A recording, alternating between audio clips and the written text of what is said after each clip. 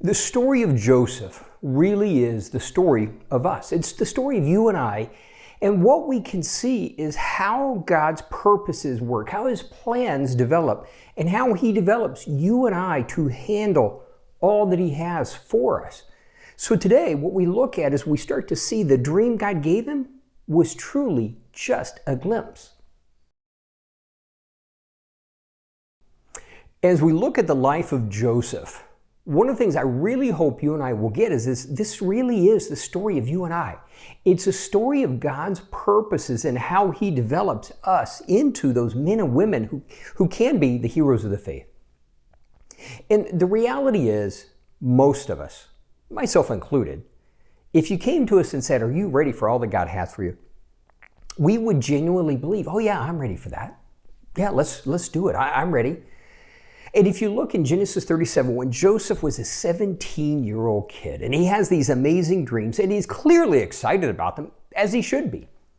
If you'd have gone to him at that point and said, "Hey, do you think you're ready for this?" a response probably would have been, "Yeah, God handpicked me. Of course I'm ready for this." But as we saw, not only was he not ready, but God was going to use years of development to get him. Why? Because as we're going to see, that dream was just a tiny glimpse of what God was really doing. And so what we saw in the last episode is every setback, no matter how devastating, did not derail God's plan. But how did he keep the faith through all of that? Because clearly, I think for most of us, we would have somewhere along the line decided that dream was dead. That obviously wasn't God.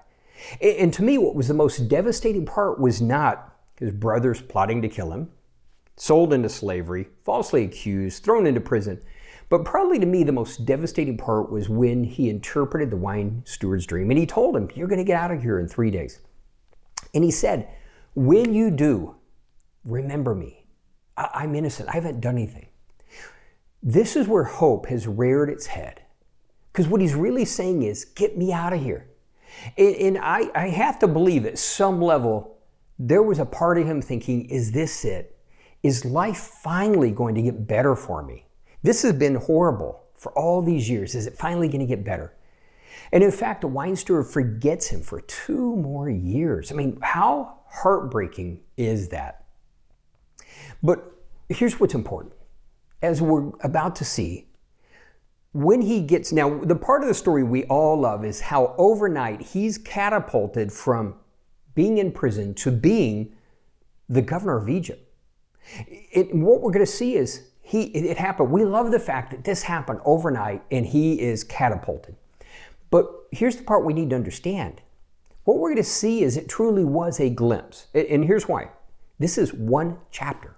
That's all. This is it. So Pharaoh has the dream. Joseph interprets the dream and explains, you're going to have 7 years of plenty, but then you're going to have 7 years of famine.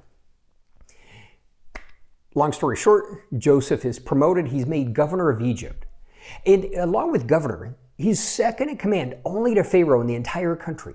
In fact, he's so powerful that when his chariot rolled through the areas, people were commanded to kneel before him. But that's only 1 chapter. So that dream he had is 1 chapter.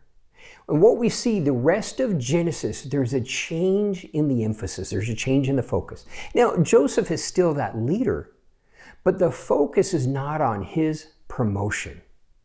That was just a glimpse. We roll the clock ahead. The 7 years of plenty are gone. It's the famine. Jacob, his father, and his family is out of food. And I won't go into all the details because of time, but a great story you have to read. But they go to Egypt. He sends the brothers to Egypt to get food. When they finally realize it's Joseph, they're terrified because they know all of the pain that they caused. But this is where, now, what I want you to see is this. I want you to picture 3 circles. So this small circle, this is that glimpse. This is the dream that he had. And here's the reason this is important. This works in my life, in your life too. Those dreams that we have, they're that big. It's a glimpse. And what does he say to his brother? Now, this is the circle that's this big. And what does he say to his brothers? Don't be upset. You didn't do this. He literally says of everything, he has gained a godly perspective, a biblical perspective. And what does he say?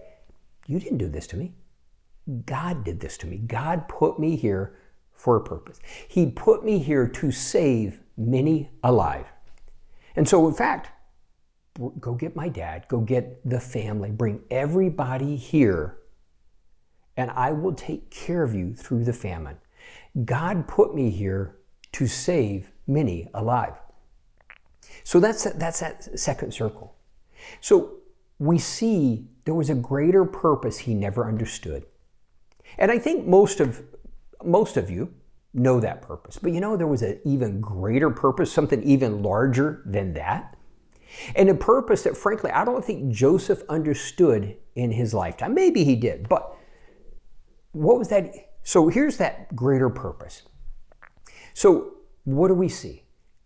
Jacob is reconciled to his son that he believed dead. It's a beautiful story. And Joseph reiterates, bring the whole family here.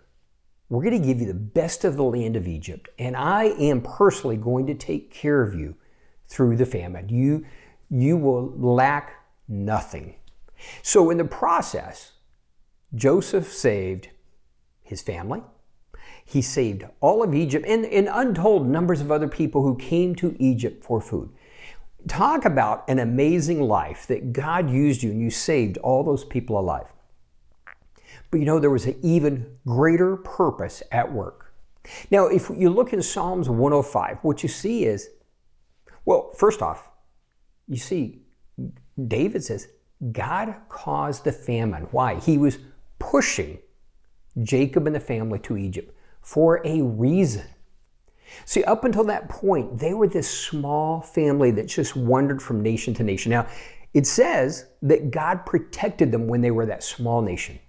But this was the time when it was time for them to grow. It was time for them to become mighty. So when they came to Egypt, including Joseph, there was a grand total of 70 people in this family. God not only, what did he do? He used that famine to drive them to a place where they settled in and they thrived. They became, as the Bible says, a mighty nation. Now, 400 years later, we're not going to go into it in this episode, but 400 years later, is if you know the story, at this point, Exodus says that there was a new Pharaoh that didn't know Joseph, and they were, what were they? They were intimidated by God's people because they had grown so powerful. And so they put them into bondage. But what was happening? That was a setback, or apparently a setback for them, but God was at work. Why? See, that greater purpose was this. God put that family in Egypt to grow and to flourish, preparing them for the next step, which was to inherit the promised land. So there was all this preparation happening. Now, go all the way back. Here's Joseph, a 17-year-old kid, 400 and some odd years earlier, who just had this dream. He had a dream of his family bowing down to him, which they actually did do. But that dream, like I said, it was in the big picture. When we look 400 years down the road, we look at the eternal perspective. That dream was just a tiny glimpse of what God was doing. So that dream went from that glimpse to preparation, to him saving many alive, but to this greater purpose of God doing a mighty move and taking his family to inherit the promised land. All going back to that tiny dream. I want to share a final thought. Now, we've got one more episode and we're going to look at a couple of other issues, but I want to share one thought with you is this. Those dreams that you have, keep the faith. Even in setbacks, even when it looks like maybe they're dead, keep that faith. Why? God's purposes are never derailed. The other side is I want you to recognize, I don't think truly that Joseph could grasp the amazing long-term impact of what God was doing through him. And he had to have the maturity and the responsibility to handle all of that. And frankly, that all the blessings that went with him being a leader, the blessings we get are a byproduct. We see the dream, that's what we see. But God sees something totally different. And so, yeah, the blessings were fun, okay? But they are a byproduct. They're not the real purpose. So I want to leave you with a thought, a concept.